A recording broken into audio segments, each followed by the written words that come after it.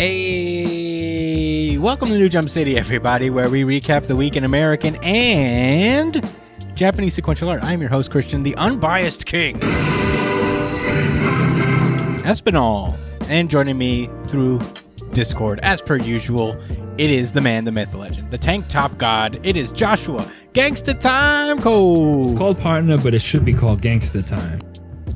What up, everybody? What's good, Chris? To those listening, to those watching, I see you guys, metaphorically. I guess. Rocking the new headphones, a new headset. Oh.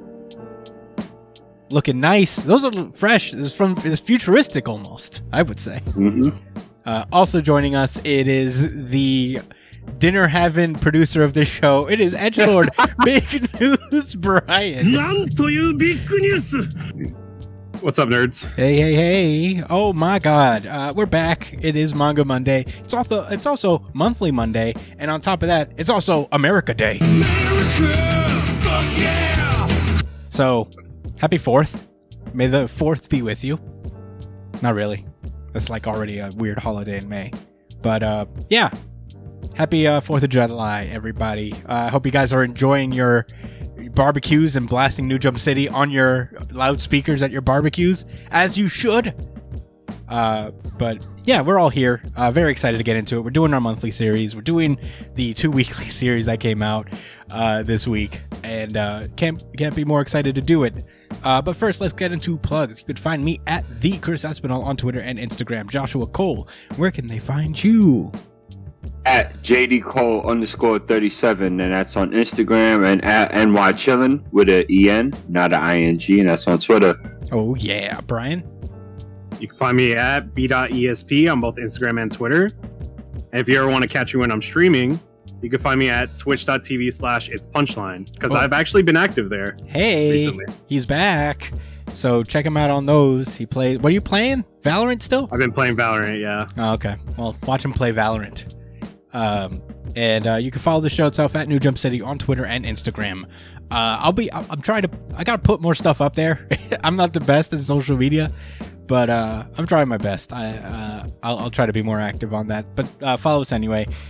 We usually do a really good chapter of the week poll. I got real busy again, and also there's only 2 series out for the weekly stuff, so it didn't feel worth it. But in any case, you can follow us. I'll do it next time, I promise. And vote for your favorite series. We'll announce it on the show. You can also email us at newjumpcitypod@gmail.com with any questions, suggestions, anything you guys want us to talk about on the show, and we'll talk about it. We got a question today that I'm actually very excited for. We'll start off with it, just so we could get it off. This will be very impromptu. I did not brief the boys before this, so very excited to get into it. So yeah, send us some more questions if you'd like, through our email, or you can comment under the video that you're watching, whether it's the full version of the podcast or the little highlight breakouts that you make for us. We love to engage with you guys, so let us know. Give us a subscribe while you're at it. Subscribe to the podcast on YouTube. Give us a like. Give us a share. Share us with your friends. We're growing steadily, and I'm very appreciative of that. So let's keep it going. Let's keep it going. And if you dig the audio podcasts a little more than visual, we are on iTunes, Spotify, wherever you listen to podcasts, we're on there. So check us out on any of those platforms. And I think that's it. Without further ado, let's get into our show. My Hero Academia. This is My Hero Academia, chapter 358, The Guy Who's Made Some Progress. Last we left off, Endeavor was going ham and cheese sandwich on All for One. Just trouncing him up and down, beating his ass, and really finding himself in the process. So, good for Endeavor. But now we cut to something completely different. We're back at the big floating battlefield that was UA, where Shigaraki was being held by a handful of heroes, both pro and student, including 2 of the big 3 heroes. There was Sun Eater and there's Nejire. We also have Best Genius is there. The Blade Edge, I think, is Edge Shot is his name, is his hero name. He's also there. And they're all just like right now doing their absolute best to avoid these weird finger and hand-like growths that are shooting It's not a quirk. Yeah, it's growth. Yeah, it's just real gross. It's gross growth coming out of him and just trying to knock everybody off kilter. But isn't it a quirk that's creating that, bro? I don't know. Brian's not in his head. Nope. Definitely not. Brian, do you That's know not what it the is? case. Nope. I know. It's like a side. I guess it's like a side effect of All for One. Oh, I guess. That's a quirk. No, it's not a quirk. It's a effect on his body as a result of it. It's like a separate thing. It's not like a quirk that he's actively using. It's more like the quirk acclimating to his body in one way or another. It's not the quirk activating. It's a quirk trying to instill itself within Shigaraki. I think. I think. I'm doing my best here, Josh. Don't give me that look. I didn't write the series. So back off. Get out of here. Anyway, they're all doing their best. They're all actually kind of avoiding it pretty well, not for nothing. Edgeshot does this cool thing where he like weaves himself in and out of the growth.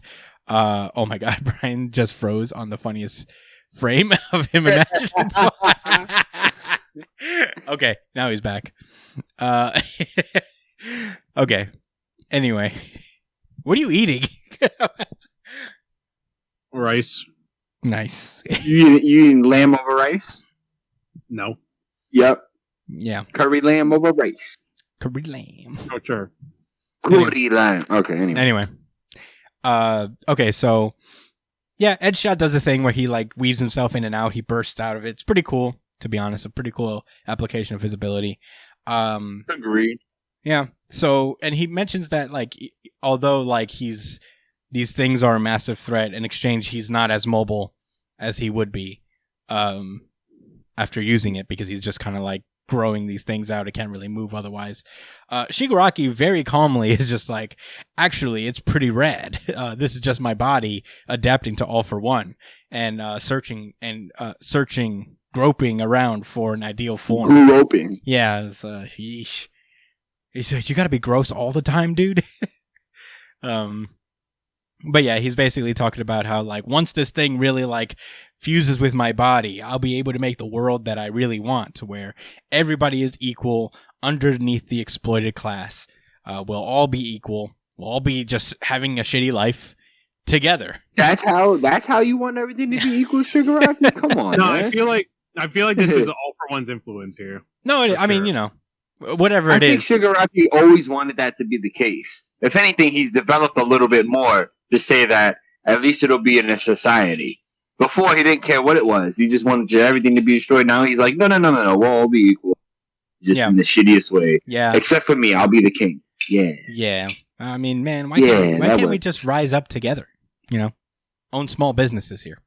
And really show the upper class what's what. But Shigaraki's not down for that. He wants us all to be poor and hungry. Oh, yeah. At all times. Anyway, Bakugo is just running through, and he hears all this shit, and he's like, man, ever since Kamino, all you did was fucking talk, dude. That's true. Yeah, but you know what? I'm sick of hearing it. He starts to, like, whip out this cool thing that the support class made him. After that, he feels like he's accumulated enough sweat from running around and all that stuff. And he reveals the suppressive heavy mobile unit Strafe Panzer. Whoa. Pretty cool, pretty edge. Pretty edge. So, yeah, it is actually pretty cool. This is a dope panel. I mean, draws the shit out of everything, this guy. But yeah, Bakugo goes in with his usual aggro attitude. I hope you're ready to be Swiss cheese. And he just like unleashes these explosive bullets everywhere. That's, I guess, his sweat that he's just shooting into the crowd and exploding simultaneously. Yeah, that is his quirk, right? Yeah, the explosions come from the nitroglycerin that's apparently in his sweat. Nitroglycerin. But yeah, he's just like, we got to destroy his real body. And he starts to think, with we have Monoma using his erasure, we have Kaminari's team powering the arena, Yaoyuruzu is replacing the ground that we stand on, creating materials that to prevent the battlefield from getting too broken. Yep, and that's going to be her role. Yeah, that's going to be her thing. Yeah, Brian loves it. Brian's a huge fan of this. Dude, not everybody has to fucking fight, bro. No. Not You know that, everyone. Right? Let's quote that from Brian. Not everyone has to fight. Brian Morbin Time Espinal. Okay. You really want everybody? You want Mineta to have every like a main fucking body? Yes, Brian. I want every fucking body to throw a hand and develop and learn. And you do know that there's have support, some type of resolution. Right? You know, there's a support. I don't know hero, what right? that is. Support heroes. You know those exist. I just want every series to be tournament fights in development. That's it. You will realize this, Brian. You will understand this. Yaoyuruzu is literally you and everybody listening. She's literally the penultimate fucking support hero. She literally is built. She's made to be a support hero. She's not supposed to be a fucking frontline fighter. That's not her thing. Says who? Says everything about her, bro. What are you talking about? Says who? I think you're sexist. I think because she's a female, right? You think she can't be out there fighting? That's a pretty heavy allegation to whip on him. It's pretty heavy. You know what? You're right. Yeah. I'm sitting here. I'm like, why is Mirko out there, bro? This is bullshit. Just to show out there kicking things, nigga. And to give a tokenism towards handicapped people. I don't know. I kind of freestyled. What are you on about right now? You're literally. Damn. You're on overdrive today. It's the coffee. It's because I got a double shot. Yeah, it's the coffee. I fucked up. I fucked up. That's like I finished rolling this weed so I can relax. Yeah. Damn, dude. Well. So anyway, Bakugo was doing this really cool thing. That's definitely going to matter in the next chapter. Yeah. No doubt about it. Yeah, Bakugo gets set to totally defeat Shigaraki right now, right here. We're all being silly. Woo! Woo! Yeah, Brian. I genuinely think this is a cool moment for Bakugo, where he acknowledges that, hey, why do you want everybody's life to suck, dude? We're all trying to have a better life here, Hey, weirdo! Don't you try to squeeze politics into the things I love. For that, you're gonna get blown back, you gummy socialist. Yeah, is that what's going on? I guess so, but I wouldn't call. Is that what Shigaraki's supposed to be? Is he supposed to be the stand-in for socialism, and Bakugo's the grand defender of free market capitalism? I don't think so. I think that's liberal. No, let's leave the politics out of this. Yeah, we're getting a little lost in the weeds here. So. Yeah, okay, so Bakugo does this cool explosion thingy, talking about how, everybody's just trying to push forward to improve the lives of everybody out here, and you're just salty because nobody saved you back in the day, but we're trying to change that about society. We're trying to move forward. We're trying to make a better society going forward, and you're bugging right now, so I'm going to blow you up. Bang, bang, bang. Right, get over just being poor. Just get over it. No, he wasn't poor. To be fair, Shigaraki wasn't poor. I know. He was a child orphan after he killed his entire family. That's true. No, his family was decidedly middle class, actually. So he was in a very comfortable position until he destroyed his entire family. Yeah, that's what happens. Anyway, the chapter ends with a big clash between Shigaraki and Bakugo.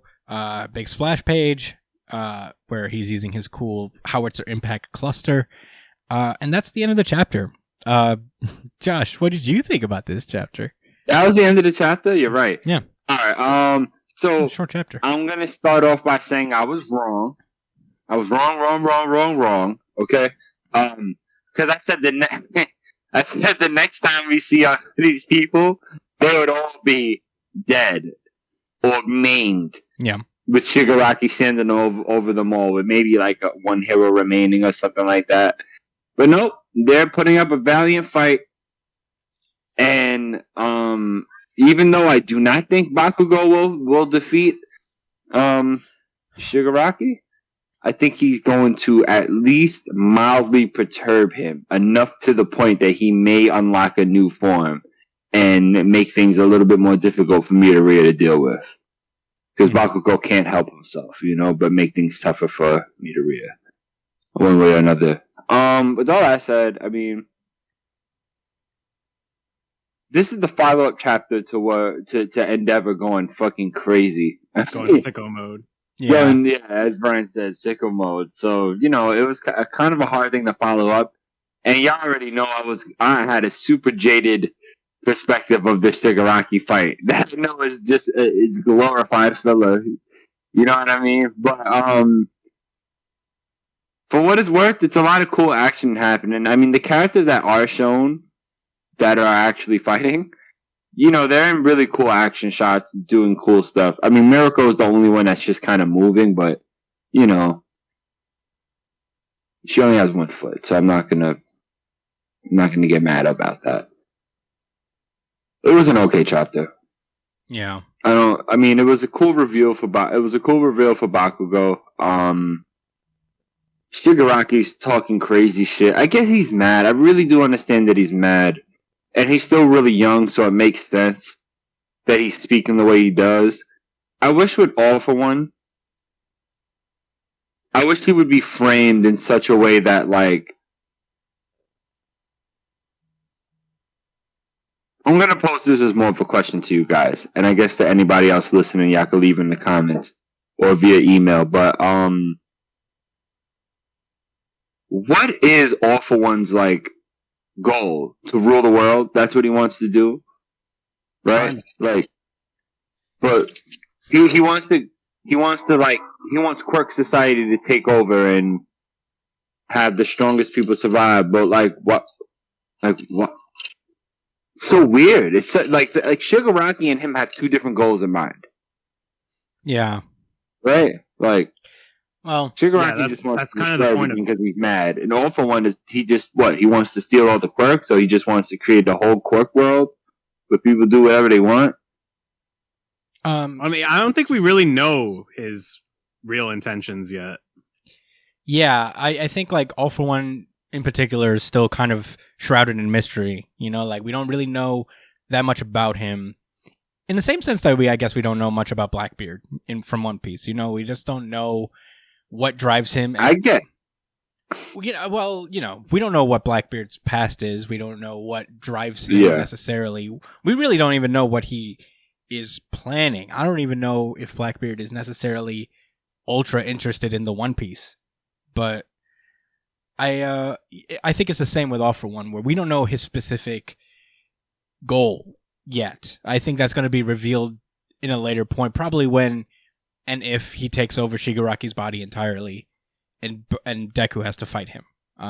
We still haven't even seen his face. Like, we still haven't seen what he looked like before the injuries. Yeah. That being said, Shigaraki's goal is a little more clear because he and the other League of Villains are really just trying to tackle different specific systemic issues within their hero society. Whether that be the discrimination, the weird family dynamics that are born from making people career heroes, the weird, just various discriminations against like people's quirks if they're particularly, I guess, sinister in nature. Because we've seen that with Shinso even, that people assume that he's going to be a bad person because his ability is mind control, And we see that in a greater sense with Toga, where people just automatically kind of assume that she was like this crazy monster. She was a crazy monster, but they didn't. Society. They didn't do her any favors. They didn't help her in the way she should have been. They just, they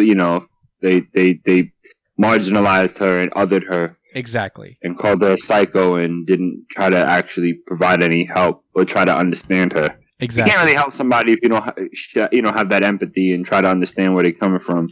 Yeah, so Shigaraki's Excuse me. Yeah. Yeah, so Shigaraki's goals are a little more clear. I think like Shigaraki is more advocating for the people who fall through the cracks of Hero Society, seeing as how he was never really rescued. He didn't really get an opportunity to be saved and was greatly ignored after like his big traumatic moment. I think that's what he's fighting against, and they're all going about it in the wrong ways, obviously, with murder and You're right. They're all bad these guys. things. That's the whole point. Yeah. But these are all people who are on the fringe and are just like trying to create a radical shock to the society that they live in. All for One's objectives seem a little more just plain evil, mustache twirly right now. But yeah, just like I just want things to be bad. That being said, where Shigaraki kind of wants things to be bad, but because of what he's gone through, All for One is just kind of I'm gonna say this. That being said, it's because of that being said, it's because of a lack of information that Horikoshi hasn't shared yet. But it's there. I think All for One is more like a force of nature as opposed to a villain. I think he's like the person who wants the quirk singularity to happen because that's natural. That's the natural course of things. He wants things to be as natural as possible. And what's natural? Survival of the fittest, a world where, the strongest survive.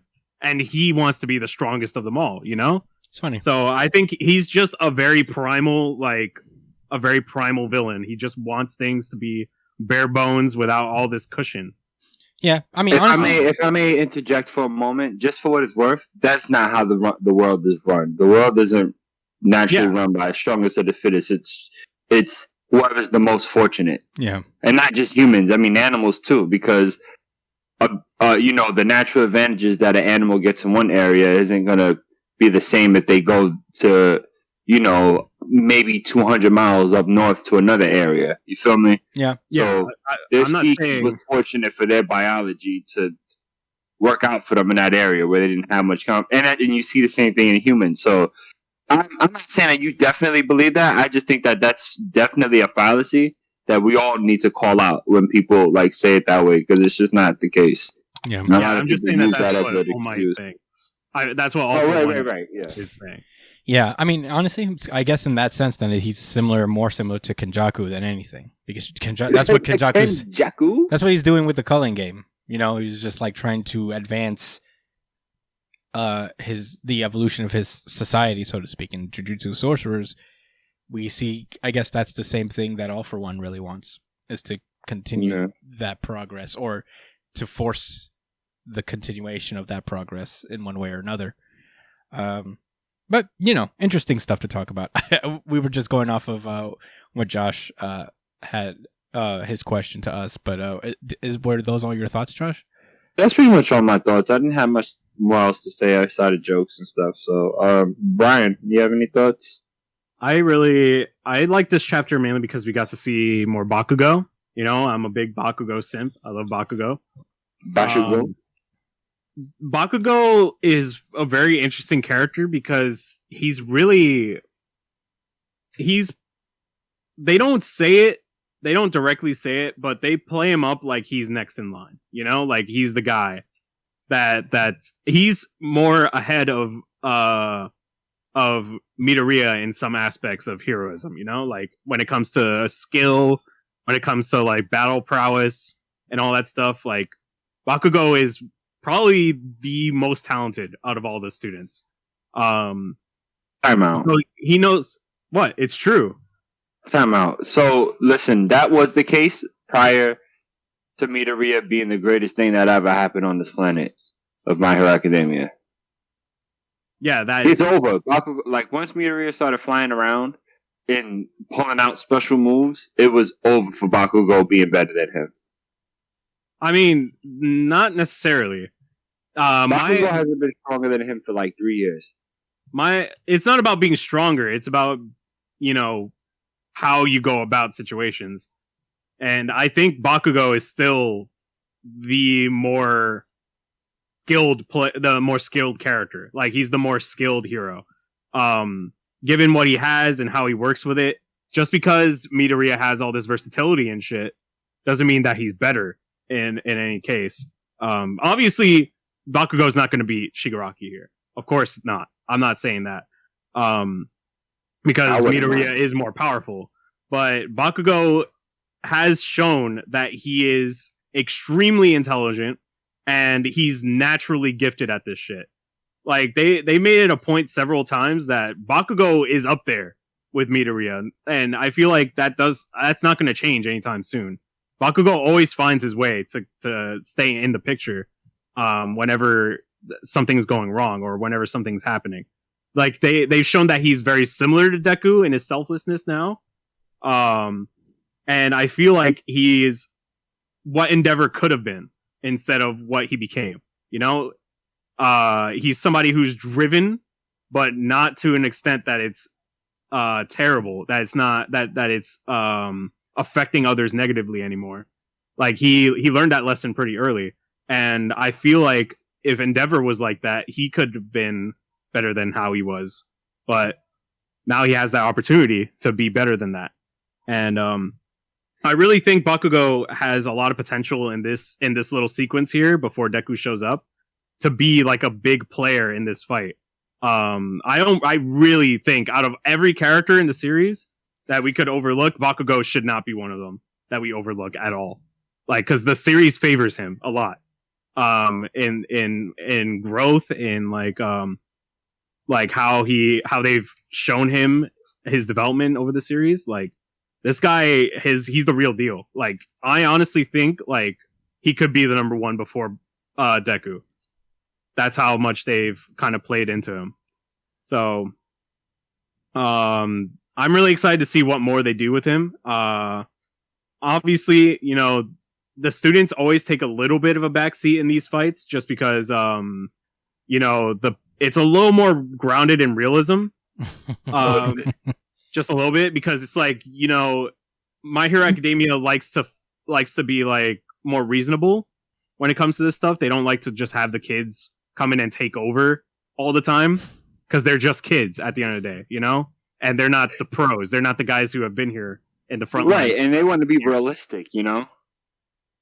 It's about, I'm not saying realistic, I'm saying there's a bit more realism in how a situation would go. I think if Naruto was a little bit more like this, it would have been better, because the kids in Naruto just show up and they do everything.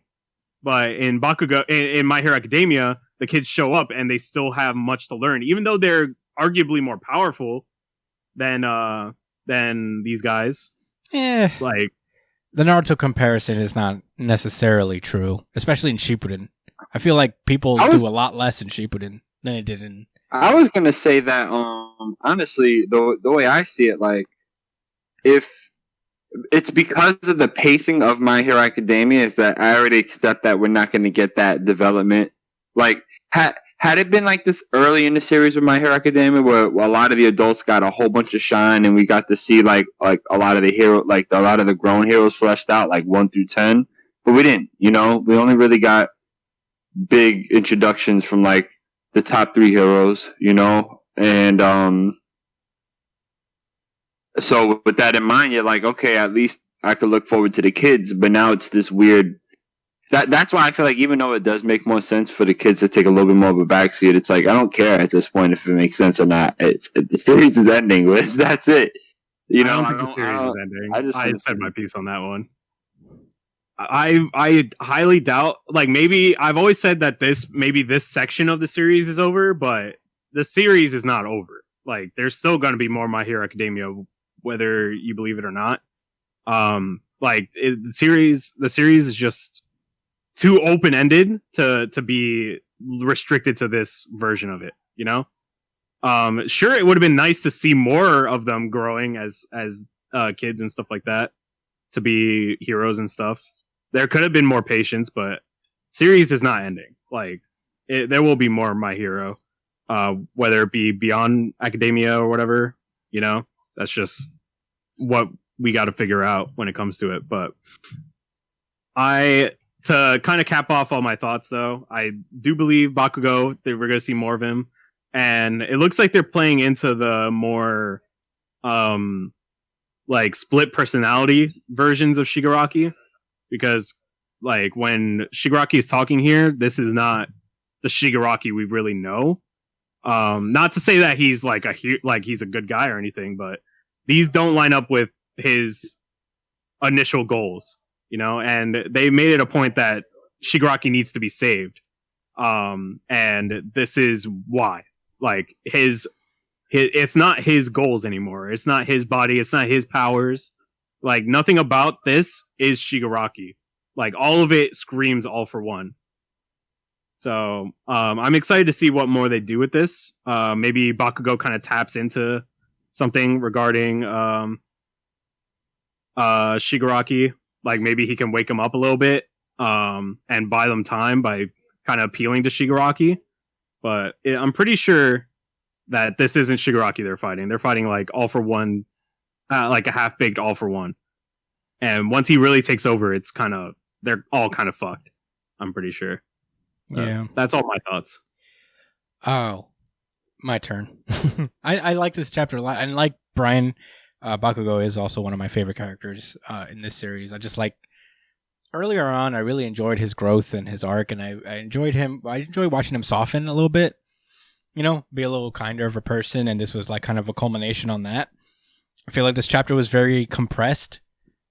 A lot of things were going on at once, which, you know, fair enough. There's a lot of things happening, you know, like they're really like up against the ropes here, fighting against all these growths.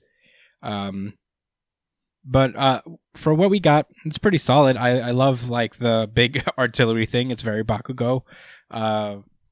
To just be like blitzing all these attacks everywhere. And I like that he's actually, I don't think that early Bakugo would have relied on the support of the support cast, of the support class people, you know, the support course.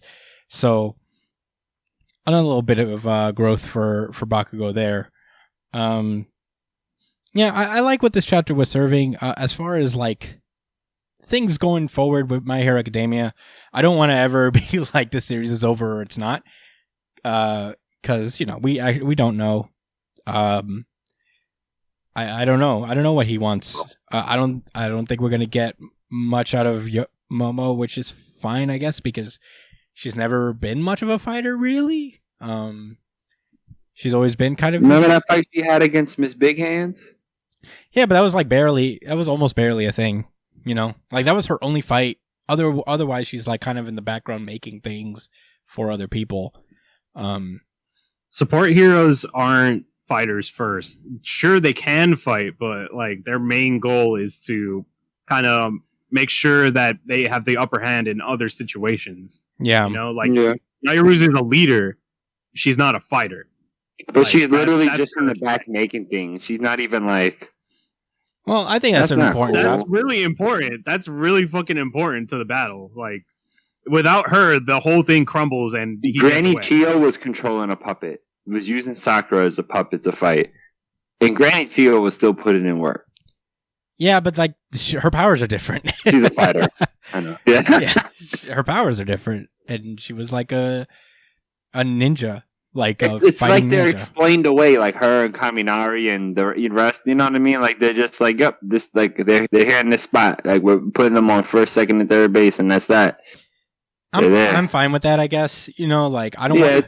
At the same time, I don't really want to force like all these characters to fight if they don't have to, because then I would force them. Because like at least they're there, you know. You know, I mean, like you're right, Brian. Like, at least they have a use.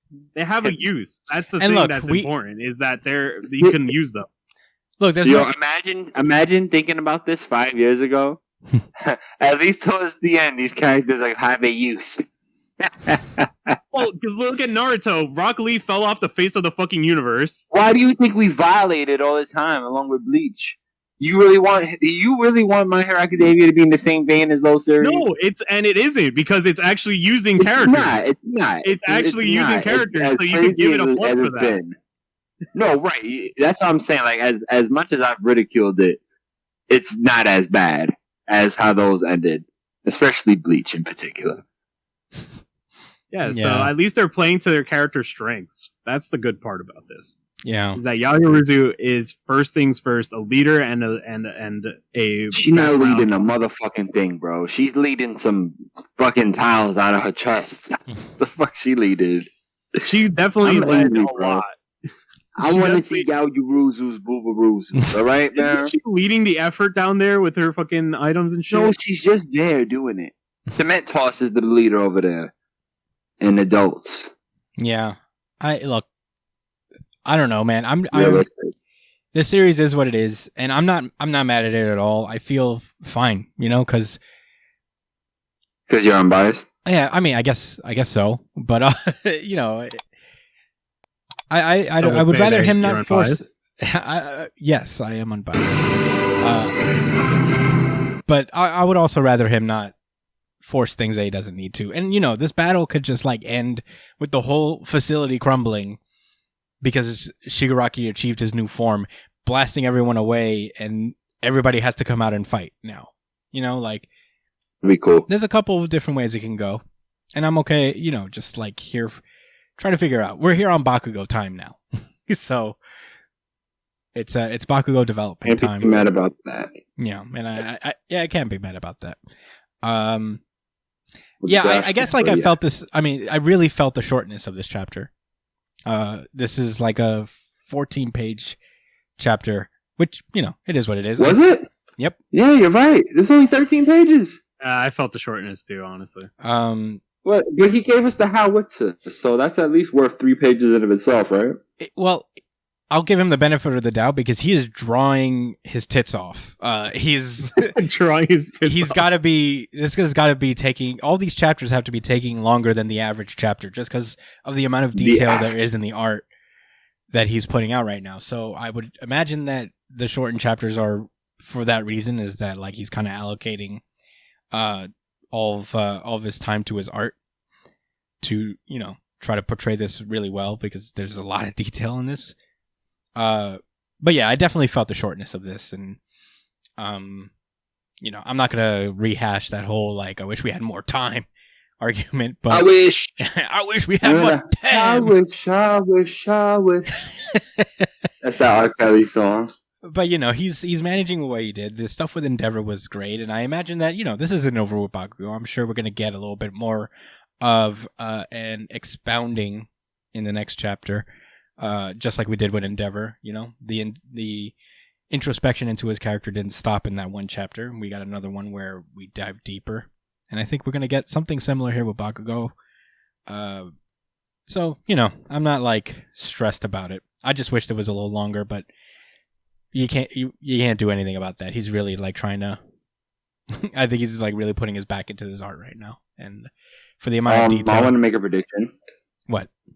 In the next chapter, we're going to get another 1-panel explanation of Bakugo learning this new move or talking to the people in support. I would give it a page. It's 1 page. Okay. So I'm saying it's 1 panel. You say it's a page. What about you, Brian? You think he'll dedicate half a chapter? Well, that's what Horikoshi does. He takes his time to flesh out his ideas. No, I say he's there. That's probably not going to happen at all. I would say the same. Well, look, I don't need him to really I don't need a scene with him interacting with the support group. I get it. This is all kind of stuff that works in context, being how Bakugo is less of a fucking asshole these days, and he's more open to help and less prideful. So I buy it. I'm fine with it. I don't need to see him being I buy it. Can you make me things because I need your help. I learned my lesson. And we can only do this together. Help. Yeah. That's my art.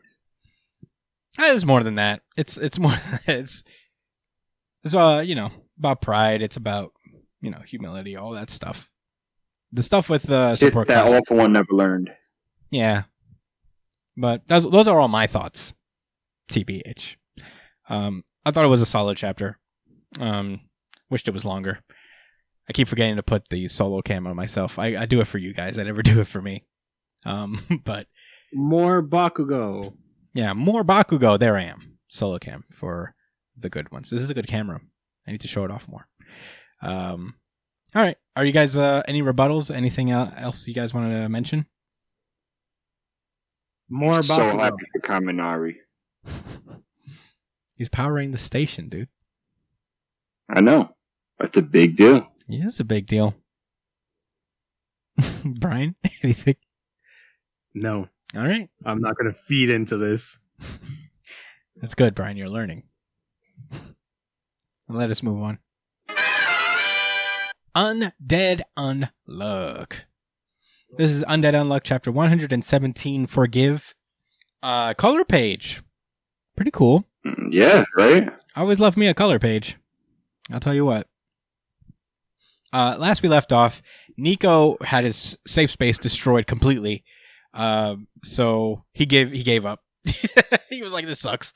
And then he got completely taken over by the UMA known as Ghost. They had a cool Ghost Reaper lightsaber battle thing where Ghost's ability is he could like hack off bits of somebody's soul and make that part of their body immobile. And Andy was actually losing. He wasn't doing so hot. After no matter what he tried, the Ghost UMA would kind of like counter him at every turn. But Nico gained control of his body again and bought himself a few seconds to have Andy free Fuko and deal a decisive blow against himself and the Ghost UMA. Josh, your camera disappeared. Yeah, sorry, I got a call. Oh, okay. Anyway. So, yeah, Fuko's out floating towards Andy's Fuko's Ghost. They have like 10 seconds before Ghost disappears, and the concept of ghosts disappears from the earth forever, and Fuko is gone. Like dead. Like old-fashioned dead. So, you know, Andy races over to give the soul back. He tries to like push it through the glass. Oh, Ghost is also giving chase. Ghost is like, fuck, that's my special feast that I was saving. He tries to intercept Andy and Fuko, but the various souls of, I guess, Nico's people hold him back long enough for Andy to reach Fuko's cryogenic tube and try to free her. He can't get through, but that's when Nico's daughter, shows up and unlocks the cryogenic tube and starts the thawing process. During that process, we have Andy putting Fuko's soul back in, and now that her soul is back in, the thawing process begins.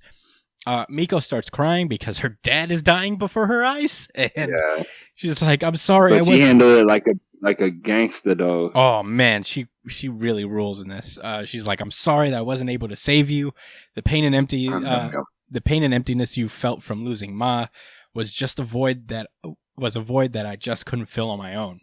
And man, this really was sad. Where Miko, this was heavy, guys. I'm not gonna lie. This was RGC, but I'm jumping a gun. Yeah. It was only between two, but this was RGC for me, by the way. Yeah. So Nico starts talking to his daughter. They have very similar names. Nico starts talking about how like you're wrong. You could have filled the hole that your mom left, but I was afraid and I was distant. And I ran away, and changing the shape of the hole that she left behind to fit you, letting myself forget her, I was too afraid to do either. And at that point, that's when he hears the words, "Well, them's the breaks," and he sees the souls of the science corps that died a while back, including his wife, and she says, "I guess I was just too darn charming." Very, very, oh my God. He's just like elated to see them, and he says like, and I bet you'll never forget it, right? And he's like, "That's right, I'm never gonna forget." And her mom looks at her daughter and she's like, "Miko, do you think she can handle it?" And then in a 2-page, following a 2-page spread, Miko's like, "What are you talking about? She's our daughter." And then Fuko revives. As Nico says, she never makes mistakes. She doesn't make mistakes. And Fuko comes out and grabs Andy, gives him a hug, and Fuko's immediately crying. She's like, why did things turn out this way? Because she could sense everything that was happening when she was just a ghost. She sensed the deaths of Rip and Latla. And, she was just like they just lost somebody who died unjustly, and all they ever wanted to do was save them. And there's these just like little misunderstandings that are causing nice people to die.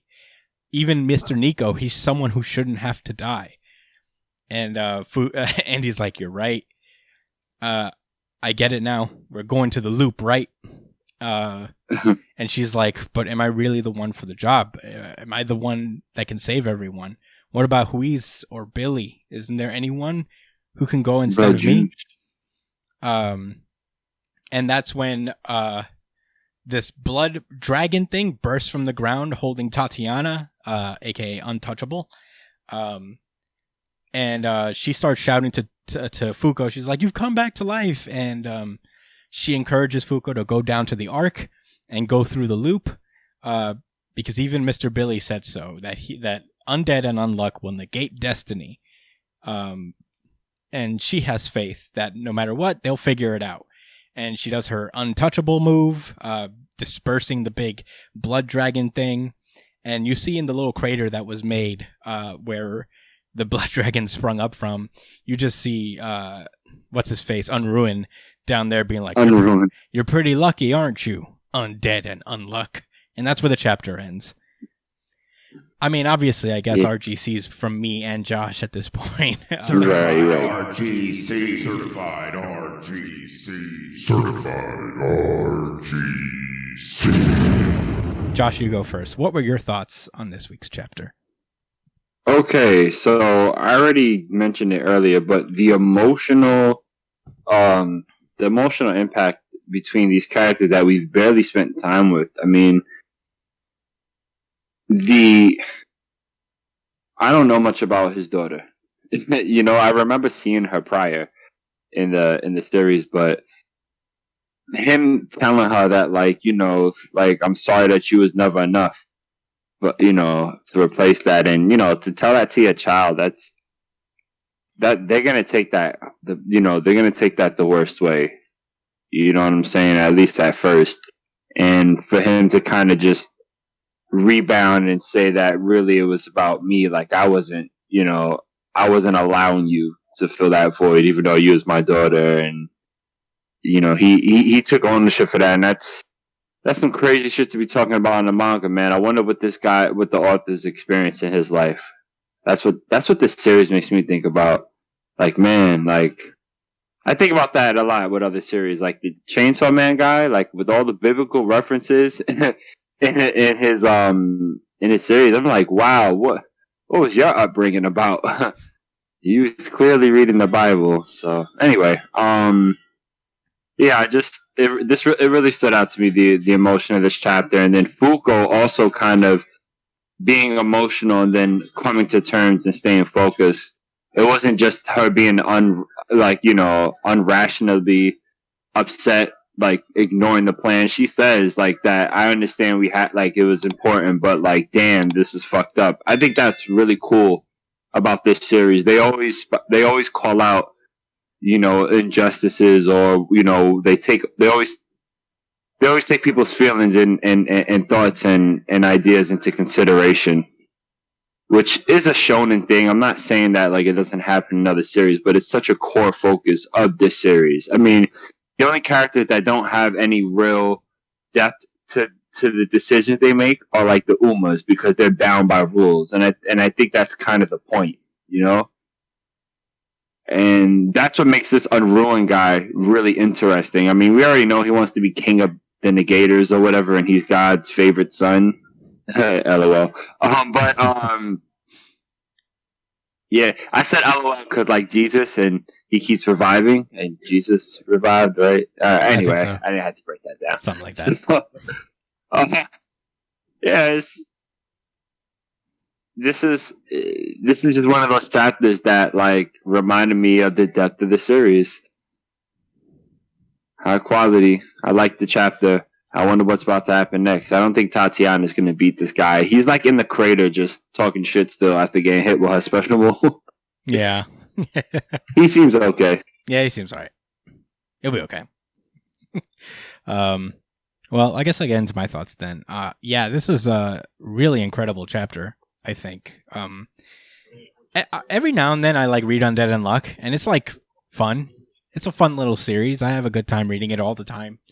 And then we get a chapter like this that's like, whoa.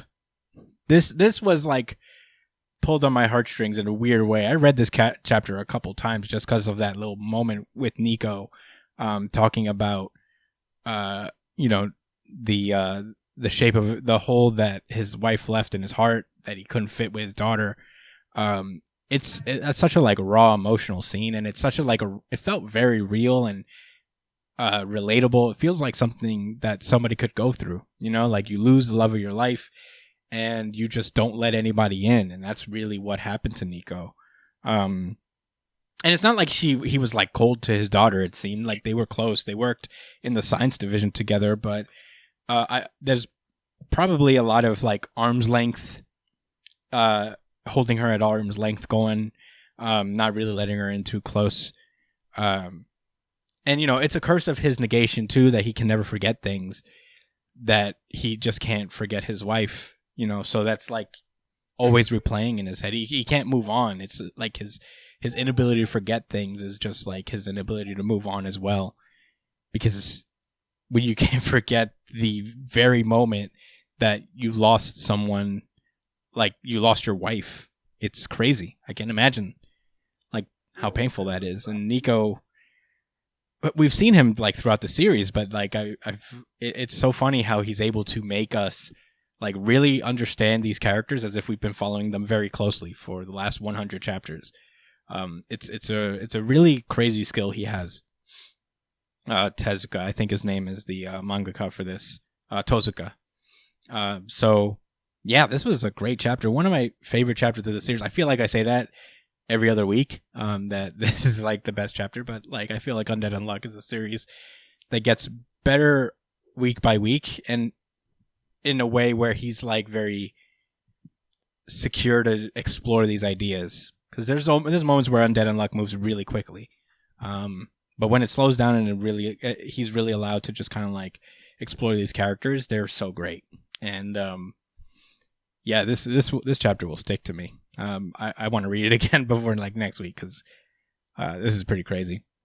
I love that those couple pages are probably like one of my favorite moments in manga of the year, so far at least. Yeah, it was just so fucking sad. It was like, god damn, this is one of the more rawer things I've ever read.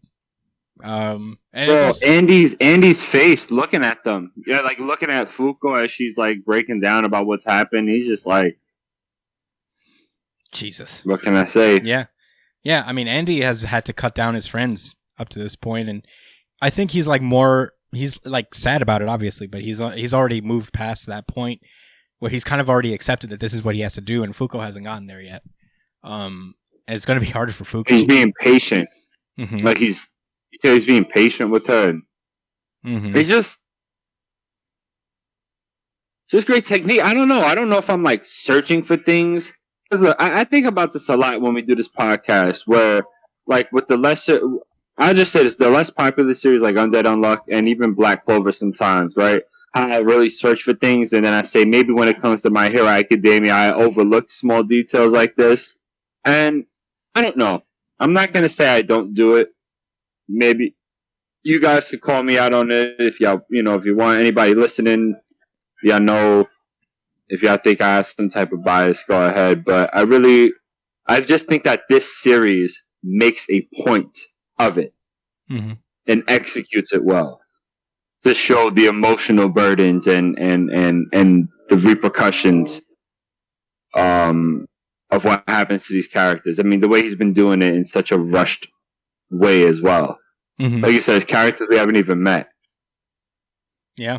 Like, Yeah. So we didn't know anything really about Nico up to this point. And every character, every arc focuses on a different Union character. I don't know if that was like by design or because of Tozuka just like having this weird pacing with the story, whether it's in or out of his control or not. But whenever we get this is like probably the best like single character arc like for a supporting character in the series. But I loved it, and I also can't wait to see what happens next. We're getting closer to the arc. I guess he's gonna have to get there eventually. I don't think he's gonna be able to beat Seal or Unruin. He's just gonna have to make a break for the goddamn arc and get out of there. Because it doesn't matter. I don't think he has to beat them. He has to go back in time. So we'll have to see. But really, really good chapter of the week, obviously. Great chapter overall. Was that a big fireworks explosion? Yeah. You hear that? Yeah. I'm wondering if you guys could, if my mic's There's one near me too that just went off. Yeah. All right. Well, there you go. I definitely heard about me. All right. Well, that being said, do you have any more thoughts, Josh? Any rebuttals? Nah, that's it. I'm ready to move on. All right. Let's go. Boruto. Are we doing Boruto first? Yeah. Why not? Okay. Let's do Boruto first, I guess. This is we're starting with chapter 71. We didn't cover 70, but I remember what happened, so I'll give a quick recap. And basically, Shikamaru had offered Ada a place in Konoha in exchange for them not killing Amato and killing everybody in the village. So, that whole chapter was just kind of like a weird negotiation process for everyone there. Ada was genuinely considering staying in Konoha. Code was like, fuck, shit, no, stay, don't go, don't stay here. I'm fucked if you leave. But yeah, so it was that whole thing. Eventually Code basically forces a move on at some point where he pushes Amato through his weird belt portal thing, his claw marks. And Ada just goes with him and is just like, all right, I guess I'm leaving for now. And at that point, Amato is briefly tortured by Code briefly tortured before Amato sings the fucking secret words like a bird to like free Amato of his restriction. Not free Amato, free Code of his restrictions and give him his full unmitigated abilities. And at that point, it's important to note that at that moment, Code thought that he couldn't lose to anyone. He said it feels nice to that is what he says. Yeah, he says it feels nice to feel like you can't lose to nobody. So keep that in mind for what happens next. But yeah, at that point, he just turns over to Amato and is like, to thank you for freeing me. I guess I'm going to kill you now. And that's where this chapter picks up. We have Code going in for the kill. And that's when Amato goes, Ada, a word. It's about Kawaki. And Ada stops Code in his tracks before he can deal the finishing blow. And she's like, yes, what about Kawaki? And Amato explains that Kawaki is, in fact, Amato's ace up his sleeve. He's kind of like a bargaining chip that he's using against Konoha, whether so they don't kill him or don't abandon him. And Code is like, ignore him. He's just bluffing. And she's like, shut the fuck up, dude. I'm talking to Amato right now. And Code is annoyed. He's just like, this is stupid. You're going to fucking buy his shit? And he's just like, I'm telling you not to interfere. So, Code is like, man, fuck you. I'm going to kill him anyway. He's on my retribution list. And man, that's change his mind about that at all. Yeah, that's when the fucking savagery happens. She calls upon Daemon. Daemon pulls up and just like holds like his mouth in his hand. He's like, "Hey, now don't get carried away." Code tries to counter against Daemon, but then the cuts appear on his head because, as we know, Daemon's ability kind of like reverses any, I guess, like killing blow that anybody would deal to him onto them as well. So I guess if in theory if you want to kill him, you'll end up also killing yourself. So yeah, Code just gets away for a minute. He uses his claw marks, flies away, and Daemon tells him to come down here, chicken bastard. It's like, goddamn. Chicken bastard. That's what he called him. Yo, this kid's a dog. So Right. Yeah. Yeah, so Ada is just like, I'm warning you, if you end up being a fucking hindrance to us, I'll have you disposed. I love Code's reaction. He's like, a hindrance? Me? What the fuck is happening? I feel You're like kidding, right? yeah, Code must feel like he's taking crazy pills right now. He is so vexed. It's crazy. Amato starts talking his shit. He's like, do you not understand? Ada's got an invite from Konoha now. She has an opportunity to get close to Kawaki. If she keeps associating with you, she'll ruin this chance. How are you not a hindrance? Code loses it. He just runs towards straight Amato. And Daemon pulls up. Are you stupid? He said, are you stupid? Force pushes him away, I guess. And yeah, he basically is just like, if Big says don't, then stop doing it. You know, or else I'm gonna kill you, dude. And we cut back to Konoha briefly. Naruto gets basically briefed on the situation. Shikamaru informs him of the abilities of Ada, that you become enchanted by her no matter who you are. And Shikamaru mentions that, like, I don't know if she's a cyborg or what, but Amato mentioned before that there are cyborgs who were scrapped that were very much stronger than Jigen. So Ada is probably one of them. They also brief him on Daemon, who Code used to counter an attack of some sort. I remember that scene for the most part. And we cut over back to the battle between Code and Daemon. Before you cut ahead, I'd like to point out that when the three of them learn about excuse me, guys. When they learn about Ada's ability of attraction, Naruto and Boruto are like, whoa, that's crazy. But you see Sasuke in the background just like, He's not fazed by it, because there's only one person he'll ever have a full love and attraction for, and that's the 7th Hokage, Naruto. Yeah. He's like, I doubt it. I'll be on track. He doesn't even love his daughter. Yeah. He definitely does not. Whatever. I don't know how she came to existence. Sakura got very lucky. Yeah. Yeah, for sure. But anyway. Yeah, Daemon is just standing between him and Ada, Code and Ada. And Code's like, yo, move your boy. He's acting weird. Your boy's acting weird. Real weird. Something's going on. Will you? And Ada's like, well, I mean, you know, let's call the whole thing off. Call it a day. Time to end this. Let's go our separate ways. Why don't we? And Code's like, no, but I love you from the bottom of my heart. Don't you still need my power? And she's like, nah, I got Daemon. He's pretty strong. He's stronger than you. Yeah, this little boy. Yeah, this little boy is stronger than you.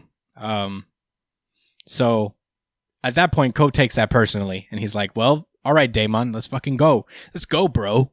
Let's fucking do it, bro. And Daemon's like, what? He said, you're losing it. Can't believe it. He said, you're losing it, dude.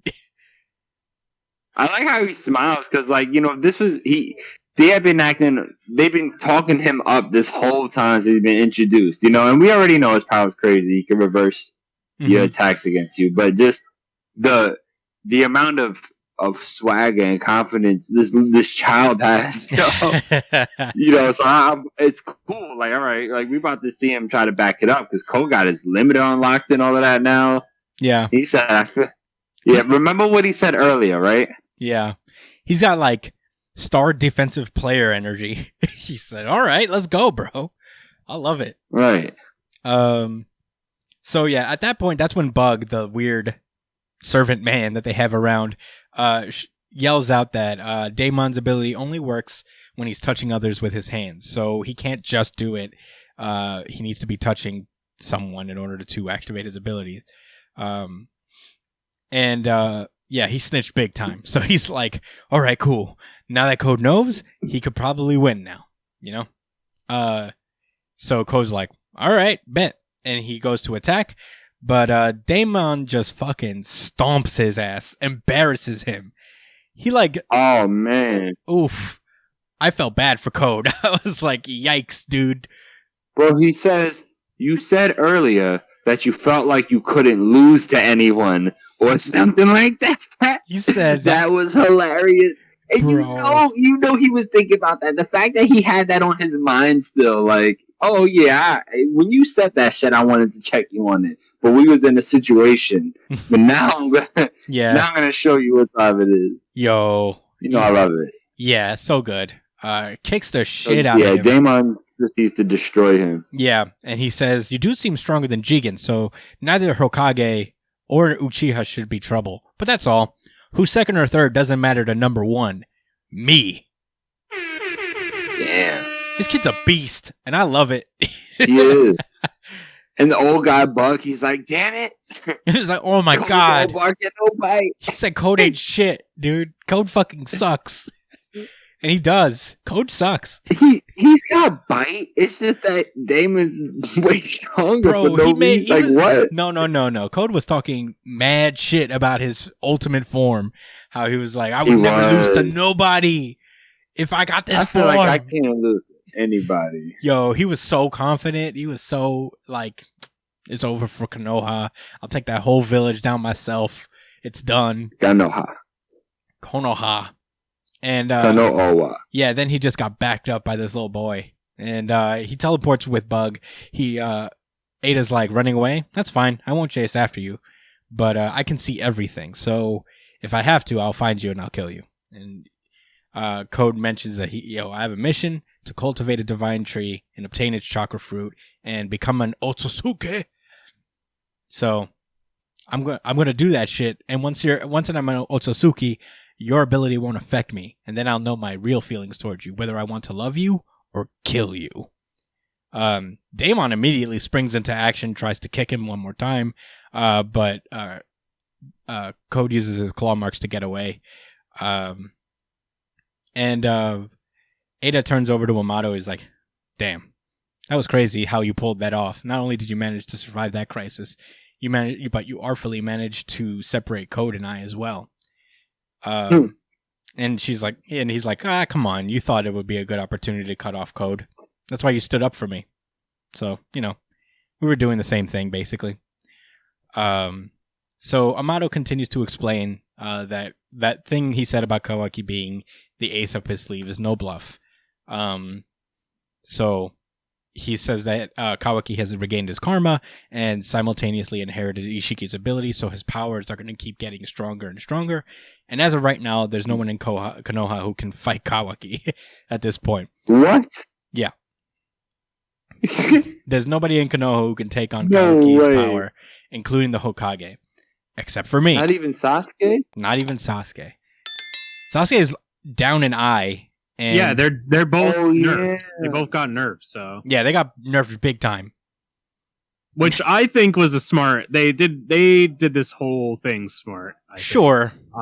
I hate give them it. props. I hate it, but it's smart. Yeah, I love them. Don't get me wrong, but this is a great way to get the next generation involved. Like to keep kind of phasing out Naruto and Sasuke and buffing in the new guys. But that's all I'm here for. I think this is good. I'm here for Naruto and Sasuke and Rock Lee. Anyway. So yeah, Amato mentions that like he's also got he's got an ace up his sleeve. He's planted something inside Kawaki. He has a unique emergency shutdown command code that only he can use, and that's the big trump card he has. So basically, he's making the villages, not only Konoha but the villages of the world, rely on him to keep Kawaki under under control using this emergency shutdown command. And Ada's like, wow, you really are just profiting from a problem you created yourself. Pretty good. But he's like, why didn't you do that to begin with, though? You just put that in, but why didn't you originally have it? And it's because Jigen forbade it because he was going to take over that body. So why would he want somebody to have a command code that would shut him down? But that's when she's like, well, Daemon's here and he's pretty damn fucking strong and he could probably beat Kawaki if he really tried. So, why do I need you? And he's like, well, you have a point, but the shutdown function is just insurance to protect my standing in the village, and his real objective is different. And Kawaki's karma is necessary to achieve this. And she tells him to spill it or she'll kill him. And he's like, well, I'll talk about it, but we have to go to Konoha because I also have to tell them what it is as well. So should you accept? You should accept Shikamaru's offer because then you get to build a relationship with Konoha. And we'll be all good. We'll just have a home, and we'll be continuing our work. He mentions that he'll mediate the move to Konoha. And yeah, we don't know what Ada says, but I imagine she's going to say yeah. And then we cut to, I guess, outside of the village where Code has emerged. And Bug is like, why'd you bring me here? He's like, I was rescuing you. Did you want to die? And he's like, man... I'm still in the goddamn crossfires here. I'm in it. I'm gonna have a shitty life now. But yeah, he's basically like, I hate Kawaki. He ruins everything. He takes everything I've ever wanted. The Ishiki power, the fucking Ada. I'll get him next time, Gadget. Next time. And that's when the chapter ends, basically. So yeah, Josh, what did you think about Boruto? This was a lot happened. A lot, like the plot really progressed between the last 2-3 chapters. A lot of fighting, a lot of almost deaths, a lot of twists and turns. But overall, I kind of like how this has been resolved. How Ada and the boy and Amado, right? That's his name. Yeah, Amado. Right. They're gonna join the village. And I was just thinking how cool it would be if that kid went around fighting some of the other kids, to try to get them stronger or something like that. But I'm not going to count on that happening. Yeah. The child cyborg meaning. But, yeah.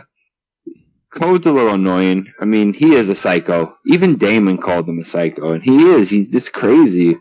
He's kind of a stupid villain, but I'm not going to put too much stock into that one way or another. Yeah. It was an okay chapter. Yeah. Brian, what did you think? I agree. Code is stupid. Code is. He kind of feels like a filler villain. He kind of feels like he's just there to be there. But everything else surrounding Code in this chapter is pretty good. I like the more intrigue parts of Naruto right now, of Boruto. When it comes to outsmarting your opponent instead of just blasting them. I feel like having anti-chakra enemies was a really good push for the series. It was a good way to bring the series down to its roots. Where it's more, grounded and it gives more room for other people to be involved, not just blasty, oh, giant Megazord kind of shit. Now people have to actually use their fists and use their brains and use their character to get out of situations.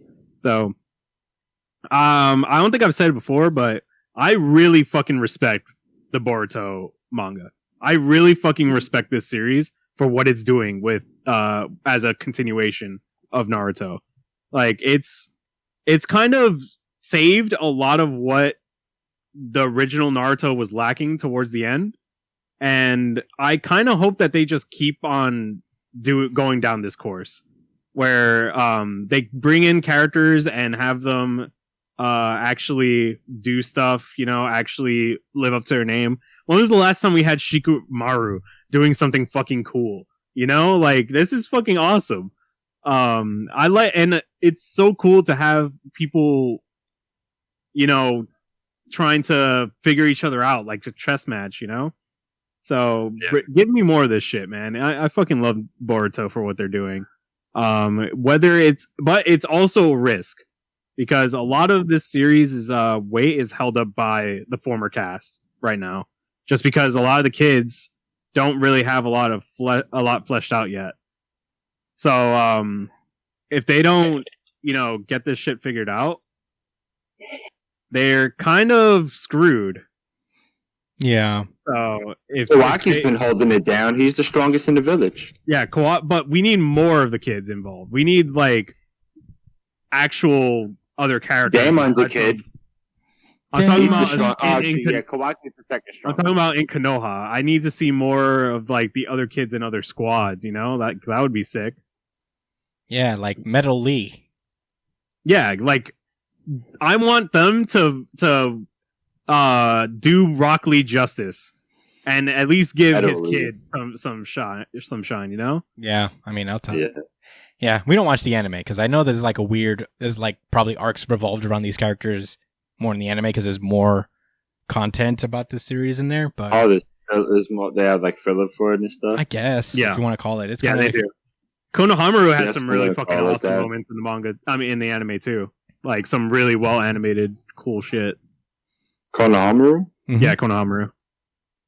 Konohamaru is a lot more active in the anime, like 20 times more active in the anime than in the manga. It's actually insane. Yeah, I've seen that a little bit too. That's dope. Like he's actually a character. I think he has like Azuma's like weird knife blade fist. Yeah, he has a knife blade. He has that. His Rasengan is fucking wild. Like, just nice. I need to see more of this stuff. Yeah, and that's what I like because the anime of Boruto as well, even though it's not perfect like by any means, it does take some creative like differences, and it either adds to it or it doesn't. And for the most part, it's really fucking succeeded in doing some really cool shit that the manga didn't do. So I'd say check out the manga the anime for specific things, like big fights, that sort of stuff. There's some filler arcs that are kind of decent. I haven't watched them, but I've heard of them. Yeah, I haven't watched any of the Boruto anime. But from what I see, they do like focus more on different characters in that, and you get more fleshed out like versions of characters in that than in the manga. But I don't know. Maybe someday I'll watch it. I actually really like this chapter a lot. I find myself like in and out on Boruto. You know what I mean? Like I'm like one day I'm like this is pretty great, and others I'm like all right, this is okay, I guess. I just it is like kind of jarring, that this is this weird android saga to Boruto. I feel like where they're literally fighting cyborgs and robots and shit and aliens and whatnot. This very much don't forget Delta. Yeah. So it is weird to see Boruto go through something of an identity crisis, I feel. But it's not. No, this is Samurai 8's failures seeping through. No. I think Boruto's solid. Because it's space. Maybe. I mean, it was space before Samurai 8 was, technically. Maybe there were Otsutsuki. There's an Otsutsuki planet in Samurai 8.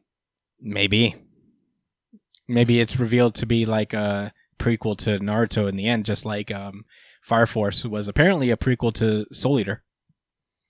Who would have known? Yeah. Not me, because I didn't watch the series. It's solid. I heard Fire Force was mid, though. I wasn't crazy about it. I liked it, but, I wasn't, like, invested OD, Soul Eater is better, I think. But that's neither here nor there. Back to my thoughts, I guess. I love the stuff with... I agree with Brian. I'm right there with you with the intrigue. Amato is, like, one of the newer characters that's, like, carrying the series. Him and Kawaki are really, like, kind of the most interesting of, like, the cast that aren't the original, the OG Naruto characters, I think. I'm hoping to get a little bit more out of Boruto. I feel like we've started to get underneath like the surface of his character a little more.